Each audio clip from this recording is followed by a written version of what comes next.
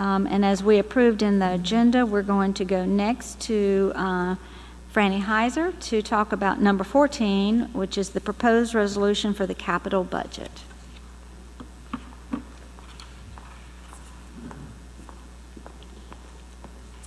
Good evening, Madam Chair, members of the board. It's always good to be with y'all. It's nice to be in this building.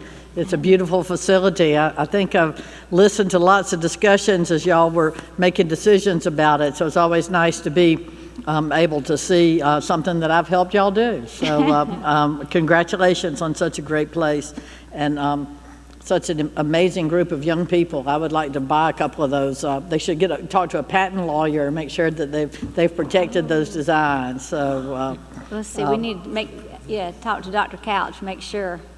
That's a great idea. This evening, y'all have for your consideration a bond resolution that would authorize issuing not to exceed $12 million or a $12 million general obligation bond.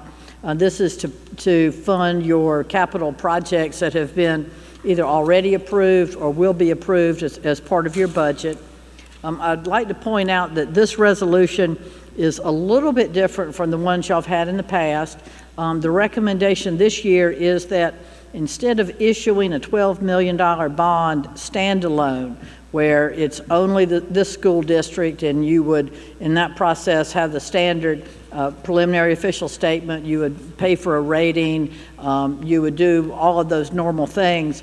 The financial advisors for the district and I have recommended to Mr. Richardson that y'all consider participating in a program offered by SCAGO. SCAGO is a statewide nonprofit that was created in 2002 to offer innovative and cost-effective financing programs for South Carolina school districts. The difference is that under SCAGO, y'all will issue your bond, and it will only be your debt, but your bond will be collected together with bonds of maybe 20 other school districts and bundled up and sold together to the marketplace. So that instead of having one $12 million bond, your bond would be part of a total of $150 million.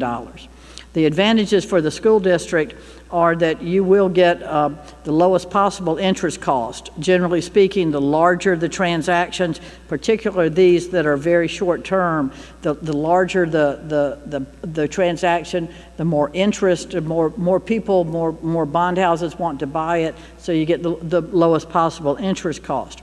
You also get a significant savings in the cost of issuance. In this program, you do not have to have a standalone preliminary official statement. The program itself is rated, so you only pay a pro rata portion of a rating. And the savings on your staff and the amount of time that it generally would take to put together this package it's hard to quantify, but their time is obviously very valuable and they can be doing other things. The program is such that the bonds would be sold in the middle of August. They would close in the middle of September, and so the funds would be available to you for expenditure or reimbursement in the middle of September. We do have language in this resolution that if some of the projects begin during the summer, that you'd be in a position to use money on hand to pay for those projects and then reimburse yourself from the proceeds of these bonds when they're sold. Just as in the past, this bond, your annual capital program bonds are generally issued in the summer or early fall, and they are repaid in the spring. So this debt will only be outstanding for a few months. The interest rate will probably be something south of 0.25%, and the debt would be paid off on March the 1st. So I'd be glad to answer any questions y'all might have. I would like to point out that this district has participated in at least one SCAGO program. A number of years ago, y'all were in the TAN program a couple of times, but you either have not needed a TAN since then, or it was a TAN that you didn't need until in the fall, and so you issued a standalone TAN. Mr. Turner.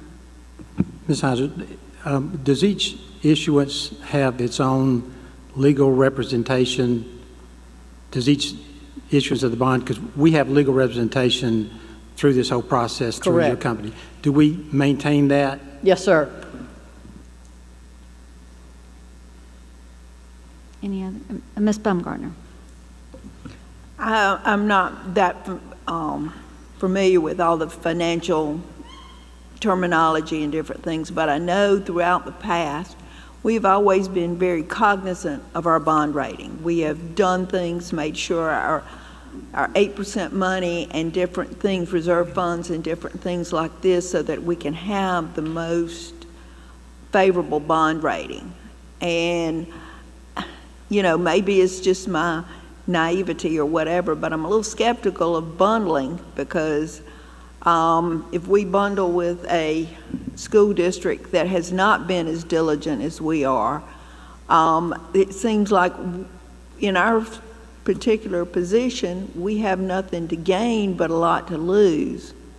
Yes, in ma'am, I understand that question, situation. and unfortunately, Mike Gallagher couldn't be with us tonight. He had is actually out of town, and Mike could certainly come back at y'all's convenience and explain, but I'll give you what I believe would be his explanation, that for very short-term debt, for debt that is a year or less, there is a particular part of the marketplace, and that the folks that buy the short-term debt are different from the folks, and by folks I mean the investment houses, the Merrill Lynch's, the Morgan Stanley's. So it's a different group that looks at these short-term debt versus your much longer-term debt. Your standalone credit rating for long-term debt is absolutely critically important, and it saves your taxpayers money, because the folks that are evaluating a 20-year bond want to make sure that this particular school district has the wherewithal to be able to meet its commitments into the future. In the short-term market, apparently the analysis is just substantially different. I guess the idea, my explanation would be that if somebody's okay in August, you know, they're going to be okay in March. So financially okay. So the idea of having to focus just on your credit rating is less important if the debt is very short term. In South Carolina, all school districts are entitled to what is called the program or the statutory intercept rating for bonded indebtedness, and this would be a bond that would be covered by the statutory intercept. That program rating is a AA rating. It's lower than y'all's AA, but just a fraction lower than y'all's AA. And Mike and his folks would say that the all-in cost for interest from September to March, any additional interest cost that you might pay, I don't think you would, but if you paid any additional interest cost, that extra interest would be less than what you save by not having to have your own credit rating and prepare your own official statement. Everything is a little bit cheaper for the users when there's an economy of scale. Now, if this debt was going to be out for 20 years, you know, the interest rates would be higher, and it would, and even a little bit of an interest difference could make a material change over 20 years. But here you're talking like 6 months. And if y'all did a standalone and you got a 0.2 and you do through the program and you get a 0.22, then that's really not a material amount of money, and the value or what you're saving with the cost of issuance would offset any small interest cost. But that was a very good question, and I wish Mike was here to answer it. And if you have any follow-ups, we won't pull the trigger on this until August, and so y'all would have time for Mike to come back and explain. Okay. If you'll share with him what the question was, and if I there's, sure will. And he might be able to provide a written answer, but we've worked so closely together for so long, I think that's what his answer would be. If not, I need to go back to school or listen more carefully. Any other questions for, yes? Oh, Mr. I Wright. didn't have a question. I was just going to make a motion. Thank you, Adopt the yes. resolution. I'd like to make a motion. We approve the resolution for the capital budget, including Exhibit D. Is there a second? Mr. Gantz seconds. Any discussion? Okay. All right. Yes. I believe, Ms. Richardson, we can give you credit for bringing this, I think I'm correct there, that we can give you credit for bringing this idea to us and letting us know that, although Ms. Heiser said we've done it before, this provides an opportunity for us to perhaps save some money in the process.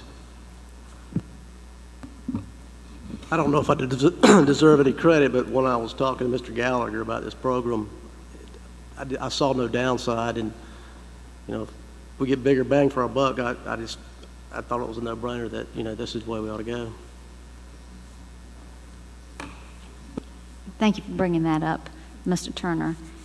And same thing goes for Ms. Heiser. You always seem to bring us great news, and for that we do appreciate that. Well, working with the guys at Southwest is always a pleasure, and they work every day to make sure that all the districts they work with have the best ideas and the lowest cost of capital is how they phrase it.